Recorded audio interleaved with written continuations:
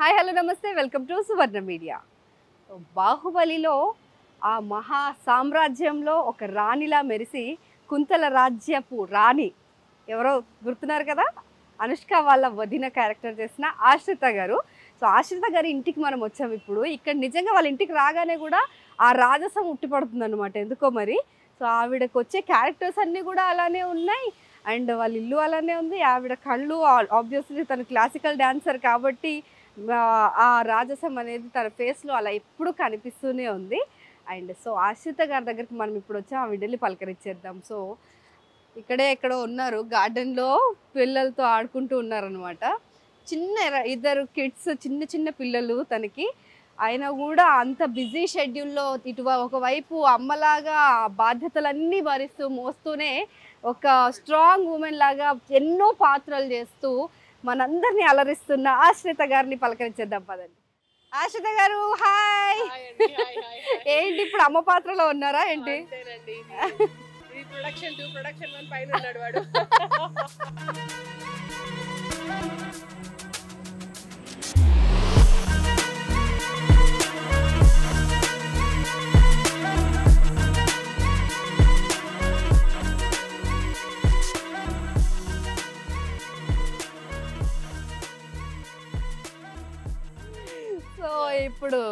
So congratulations first మీకు. యాత్ర విజయ యాత్రలా కొనసాగుతోంది అండ్ విజయమ్మ పాత్ర చేసి మీరు నిజంగా ప్రేక్షకుల్ని ఇంకా మరింత దగ్గర అయిపోయారు. ఎందుకంటే ప్రొడక్షన్ 1 కూడా వచ్చేసారు ఇక్కడికి. సో ఆశ్రిత గారి ఫస్ట్ బాబు అండ్ నెక్స్ట్ చిన్న పాప అనమాట. సో ఇంత చిన్న చిన్న పిల్లల్ని వేసుకొని ఇంత కష్టపడుతూ షీఈస్ లీడింగ్ అనమాట. ఒక పాన్ ఇండియా స్టార్ ఇప్పుడు తను. ఎన్నో పెద్ద పెద్ద సినిమాల్లో నటిస్తున్నారు అండ్ ఇది ఇంత పెద్ద బాధ్యత పెట్టుకొని వన్ సైడ్ వీళ్ళే ధైర్యం ఇస్తారండి చేయడానికి. అంతేనా? వాళ్ళు ఇస్తారా? సో అండర్స్టాండింగ్ అనమాట. చలో పైకి వెళ్దాం.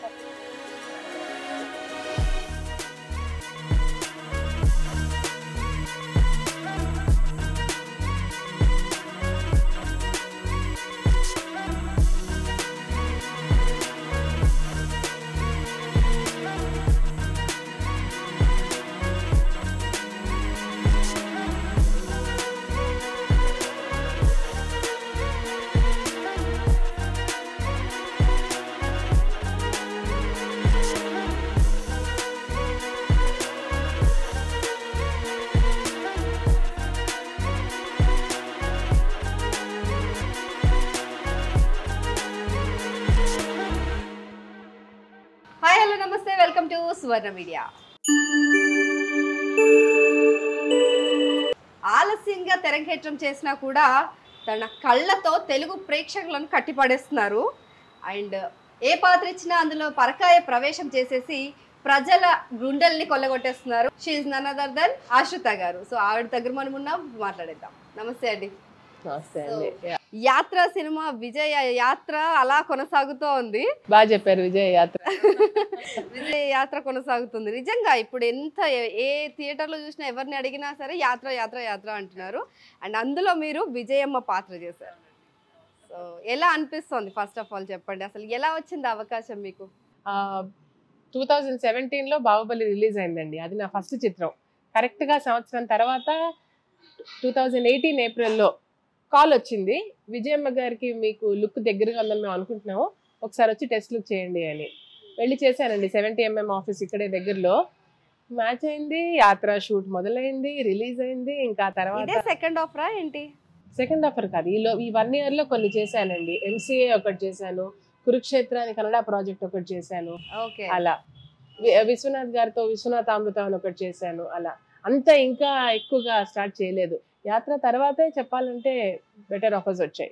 ఓకే, యాత్ర వాజ్ లక్కీ అన్నమాట మీకు. అయ్యో అసలు మనం ఊహిస్తామండి విజయమ్మ గారితో పోలిక ఉంటుందని? అసలు మనం ఇలాంటివి ప్లాన్ చేస్తే అనుకో. అండ్ ఇంకోటి, మీరు ఇంత ఫెయిర్ గా ఉన్నారు, విజయమ్మ గారు కొంచెం డార్క్ ఉంటారు అండ్ బట్ కళ్ళు కానివ్వండి, ఆ బొట్టు కానీ పెట్టేసిన తర్వాత మీకు ఆబ్వియస్లీ మొత్తం నిజంగా విజయమ్మ నటించినట్టు ఉందన్నమాట. అవునండి. ఒకటేంటంటే లుక్, కట్టు బొట్టు ఒకటి, తర్వాత మేనరిజమ్స్, యాంగిల్స్ తీయడం కూడా అలా రిచ్ గా అంత డిగ్నిఫైడ్ క్యారెక్టర్ అలా చూపించి వాళ్ళు బాగా ఎలివేట్ చేశారండి. సో 100% క్రెడిట్ నేను ఇక్కడ మాహి సార్కి, తర్వాత మది గారు మా డిఓపి గారికి, మొత్తం రవి వీళ్ళందరూ కూడా ఒక బ్యూటిఫుల్ టీం. పాపని తీసుకెళ్ళాను. నాకు ఇంకొక సెన్సిటివ్ ఎక్స్పీరియన్స్. అందరేమో తెర మీద తల్లి అమ్మ ఎమోషన్స్ అంటున్నారు. యాక్చువల్లీ నేను తెర వెనకాల అవన్నీ ఎమోషన్స్ అప్పుడు గోత్రు అవుతున్నాయి. ఇంకా ఇటు ఫీడ్ ఇచ్చి వెళ్ళి అది మధ్యలో ఒక సీన్ చేస్తున్నప్పుడు నేను జీవ అది ఎప్పుడు ఆడుకునే పాప ఏడుపులు 15-20 నిమిషాలు మొత్తం సెట్ స్టాండ్ స్టిల్ వెయిట్ చేశారండి మా పాప ఏడుపు తగ్గేంత వరకు. అలా ఎవరు చేస్తారు? పైగా నేనేమో బాగా ఎంబారెస్డ్ ఫీల్ అయిపోయి సారీ అని చెప్తూ వెళ్తే ఏముందమ్మా పిల్లలు అంతటా అంతే కదా అని ఉల్టా నాకే వాళ్ళు క్లాస్ ఇచ్చారు. So understanding correct. సో నేను ఈ ప్రోగ్రామ్ చూసే వాళ్ళకు కూడా చెప్పాలనుకుంటున్నాను, యంగ్ మదర్స్ ఎవరైనా ఉంటే మీడియా అండ్ ఇండస్ట్రీలో ఏం పర్వాలేదు, అండర్స్టాండ్ చేసుకునే టీం ఉంటే వెళ్ళి వర్క్ చేయడమే అంతే.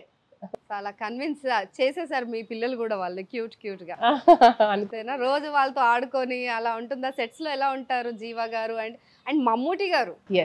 మమ్మూటి గారితో అవకాశం అంటే అది మామూలు విషయం కాదు. అసలు మీరు తెరంగేట్రం చేయడమే పెద్ద సంస్థ, పెద్ద డైరెక్టర్ చేతుల మీదుగా తెరంగేట్రం చేశారు అండ్ అలాగే అదే విజయ పదంలో దూసుకెళ్ళిపోతున్నారు. అండ్ ఆయన మమ్మూటి గారితో ఎక్స్పీరియన్స్ ఎలా ఉంది? ఆ సెట్స్ లో ఆయన ఎలా ఉండేవాళ్ళు? పార్ట్ 1లో కొంతవరకు ఆయనతో జర్నీ అయిందండి. ఇప్పుడు పార్ట్ 2లో కూడా సేమ్ అదే ప్రొఫెషనలిజం, ఇంకా అందరికన్నా ఆయనే ఎక్కువ హార్డ్ వర్క్ చేస్తారు. ఆయన స్క్రీన్ ప్రెజెన్స్ అయినా, ఆయన ఎక్స్పీరియన్స్ అయినా చాలా నేర్చుకుంటామండి చూసి వీళ్ళందరినీ. Very nice pleasant experience. మాట్లాడుతుండే వాళ్ళ సెట్స్ లో ఎప్పుడైనా? అంటే నేను కొంచెం భయంతో ఉండేదాన్ని కాబట్టి కొంచెం లిమిటెడ్ గానే, భయం కనుక మొహమాటం అదొకటి ఉంటుంది కదా, అమ్మో ఇంత పెద్ద స్టార్స్ అని. But he's very friendly. ఆయనకి అలాంటివి ఏం లేవు. ఆయన ఎన్నో చూసి కొన్ని వందలాది ఎక్స్పీరియన్సెస్ ఉంటాయి ఆయనకి. అండ్ వాళ్ళ అబ్బాయి దుల్కర్ సల్మాన్ కూడా మన తెలుగులోకి ఎంట్రీ ఇచ్చేసారు and he's doing so well. ఇంతమంది ఏమంటారు మన అమ్మాయిలు అయితే కంప్లీట్ ఫ్యాన్స్ అయిపోయారు. అవునండి, one of the best actors అండి ఇప్పుడున్న వాళ్ళల్లో. దుల్కర్ మామూలు టాలెంట్ కాదు తను. మలయాళంలో చాలా సినిమాలు కూడా అట్లా రియలిస్టిక్ గా ఉంటాయి అండ్ ఆ సినిమాల్లో నటించే వాళ్ళని నటీనటులు కూడా డిఫరెంట్ గా అట్లా వర్సటైల్ గానే ఉంటారు. మనకు ఫహద్ ఫాజిల్ గారు చూడండి, మన మోహన్ లాల్ గారు కానివ్వండి, ఏ పాత్ర ఇచ్చినా వాళ్ళు అట్లా లీనమైపోయి చేసేస్తారు. అవునవును. అండ్ వాళ్ళ దుల్కర్ ఇంటర్వ్యూస్ కూడా చూస్తే మాట్లాడే మాటలో ఎంతో క్లారిటీ, చాలా ఇంటర్వ్యూస్ లో కూడా చాలా పర్సనాలిటీ బయటపడుతుంది ఒక యాక్టర్ది. వాళ్ళ డెసిషన్ మేకింగ్ ఏంటనే తెలుస్తుంది. ఆయన కూడా తర్వాత బాలీవుడ్ కి అదంతా వెళ్ళి Dulquer is also making. So ఎప్పుడైనా దుల్కర్ సెట్స్ కి రావడం అట్లా యాత్ర 2? లేదండి, యాత్ర ఎప్పుడు కలిసే అవకాశం నాకు రాలేదు. నాకే బాలీవుడ్ లో ఒక చిన్న తెరంగేట్రం చేసే అవకాశం వచ్చింది త్రూ యానిమల్. ఎస్ నెక్స్ట్ అదే అడగబోతున్నాను. లెట్ us finish this యాత్ర. Sure, please. హలో అండి, అందరికీ నమస్కారం. నేను మీ ఆశ్రితని మాట్లాడుతున్నాను. Please like, share and subscribe to Suvarna media.